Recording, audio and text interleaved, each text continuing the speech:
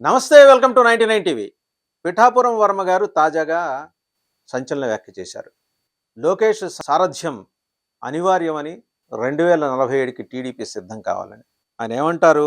టీడీపీకి 2047 ప్రణాళిక కావాలి. పార్టీ రథసారథిగా లోకేష్‌ని నియమించేలా చంద్రబాబు నిర్ణయం తీసుకోవాలి. ఎందుకు అలాంటి వ్యాఖ్య చేశారు? జనసేన స్పీడ్‌కి చెక్ పెట్టడానికి.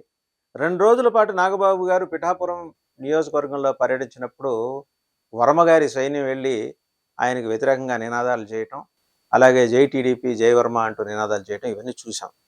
పాపం నాగబాబు గారు మనసు నొచ్చుకుంటూనే ఆ అభివృద్ధి కార్యక్రమాల్లో వాళ్ళ సోదరుడు డిప్యూటీ సీఎం పవన్ కళ్యాణ్ గారు శంకుస్థాపన చేసిన కార్యక్రమాల తాలూకు అభివృద్ధి కార్యక్రమాలలో ఆయన ఇనిషియేట్ చేశారు. అభివృద్ధి కార్యక్రమాలు ప్రారంభించారు.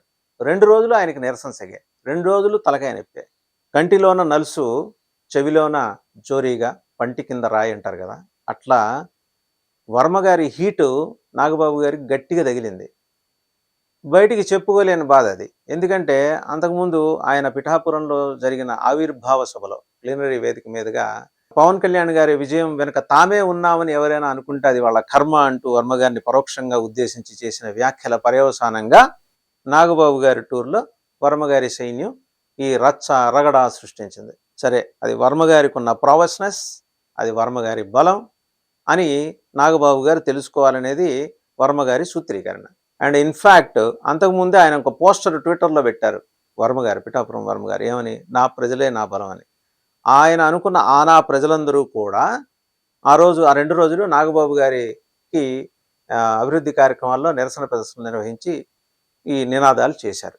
అక్కడితో అయిపోయింది కదా, ఏదో మొత్తానికి సరిపుచ్చుకుందామని చెప్పి నాగబాబు గారు తన మనసును తాను సర్ది చెప్పుకున్నప్పటికీ పిఠాపురం వర్మ గారు రుతురాగాలు సీరియల్ లాగా దానికి కంటిన్యూయేషన్ ప్రకటించారు. ఏమని?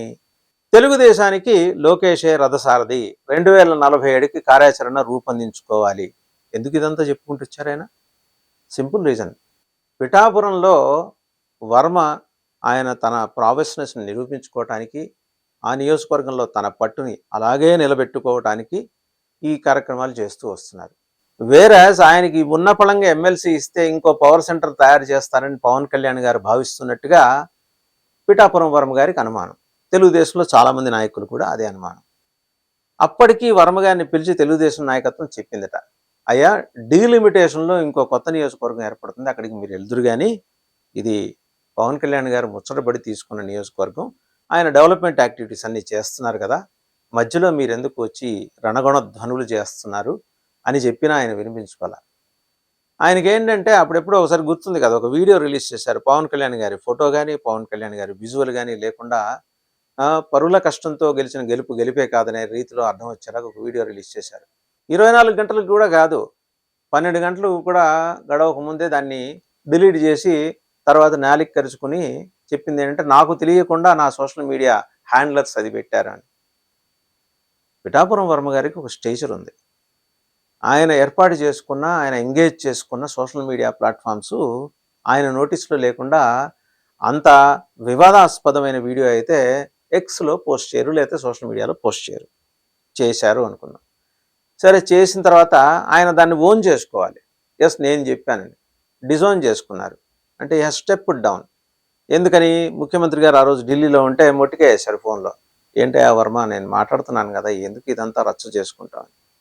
మొత్తానికి ఏంటంటే పిఠాపురం అనే నియోజకవర్గం తెలుగుదేశం కంట్లోనూ నలిసే, జనసేన కంట్లోనూ నలిసే. తెలుగుదేశం చెవిలోనూ జోరిగే, జనసేన చెవిలోనూ జోరిగే. అలాగే తెలుగుదేశం పంటి కింద రాయే, జనసేన పంటి కింద కూడా రాయే. సో 2 పార్టీలకి ఉమ్మడి తలనొప్పిది. ఎంతవరకు? పిఠాపురం వర్మ గారికి ఏదో ఒక ఉద్యోగం ఇవ్వనంత వరకు. మరి ఉద్యోగం ఇస్తారా అంటే, ఏదో నామినేటెడ్ పదవి ఇస్తానంటే ఆయన ఒప్పుకోవట్లా, ఎమ్మెల్సీయే కావాలని అంటున్నారట. ఎందుకంటే ఎమ్మెల్సీ ఇస్తే తన ప్రావెస్నెస్ని నిరూపించుకోవచ్చు. ఆయనకి ఏంటంటే వర్మ గారికి ఉన్న గొప్ప నమ్మకం 1,20,000 మంది మోటార్లు తనకు ఉన్నారని, out of 2 lakhs Pithapuram assembly సెగ్మెంట్లో ఉండొచ్చు కాక. కానీ కూటమి ఒక ఒప్పందం ప్రకారం కూటమి పక్షాలు సీట్లు పంచుకున్నాయి. కొందరు త్యాగరాజులు అయ్యారు. ఆ మాటకు వస్తే నాగబాబు గారు కూడా త్యాగరాజు అయ్యారు. అనకాపల్లి ఎంపీ సీట్ ఆయన ఆశించారు.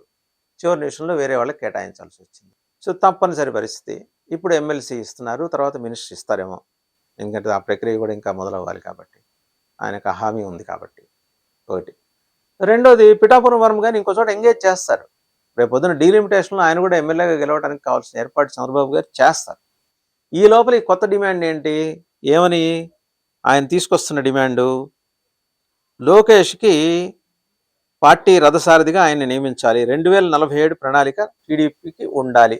విజన్ 2047 అనేది ప్రభుత్వానికి కాదు, టీడీపీగా ఉండాలనేది ఆయన కోరుకున్నారు. యువగళం పాదయాత్ర వల్లనే పార్టీ అధికారంలోకి వచ్చిందని చెప్పుకొచ్చారు ఆయన. కూటమి అధికారంలోకి రావడానికి లోకేష్ కారణమని చెప్పడం ద్వారా జనసేన ప్రచారానికి చెక్కబెట్టాలనేది వర్మ గారి వ్యూహం. ఇది పెద్ద దీనికి వెనకాల రాకెట్ సైన్స్ లేదు, అలాంటి లాజిక్ లేదు. చిన్నపిల్లాన్ని అడిగినా చెప్తారు. ఆయనకు అర్జెంటుగా ఏదో ఒక ఉద్యోగం ఇచ్చేసి పునరావాసం కల్పించి, అది కూడా రాజ్యాంగబద్ధమైన పునరావాసం కల్పిస్తే దీనికి ఈ ఈ ఈ వివాదానికి చెక్ పడే అవకాశం ఉంది. ఆయన చెక్ పట్టదలుచుకోలేదు.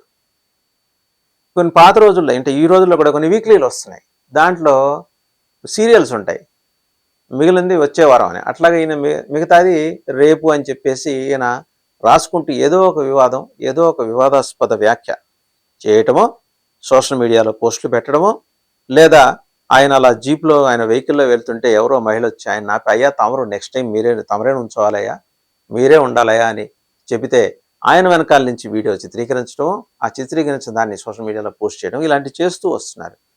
ఇది మరి ఎందుకనో తెలుగుదేశం హెడ్ క్వార్టర్స్ దీని మీద దృష్టి పెట్టాల.